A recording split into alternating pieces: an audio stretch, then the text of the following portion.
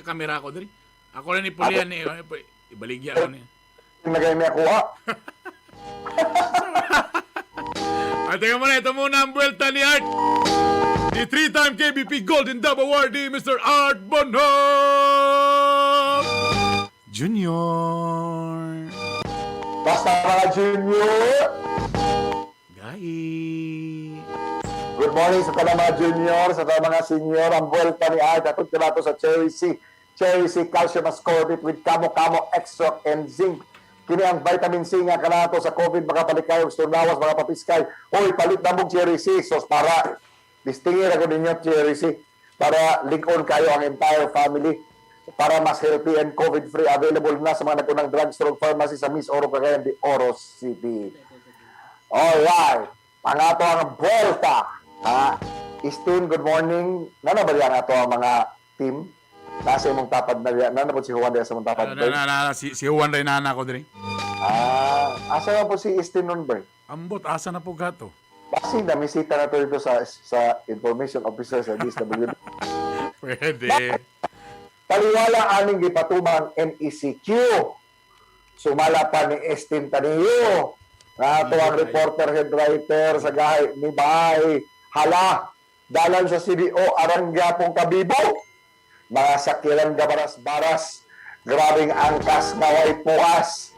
Daghan gyapong galatagaw. Mga karsada sa Cagayan de Oro, puro gyapong mga tao. Wa mahadlok sa kwarentina. MECQ nga sama daw kaluag sa natastas nga bra. Kagahapon, 158 kakaso ang natala sa City Health Office kon CHO.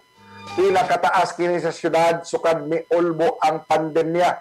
Daw gibaliwala ang gobyerno ug ang iyang mga polisiya. Kay daghan man gihapon ang gatapok sa matag kanto mga karsada.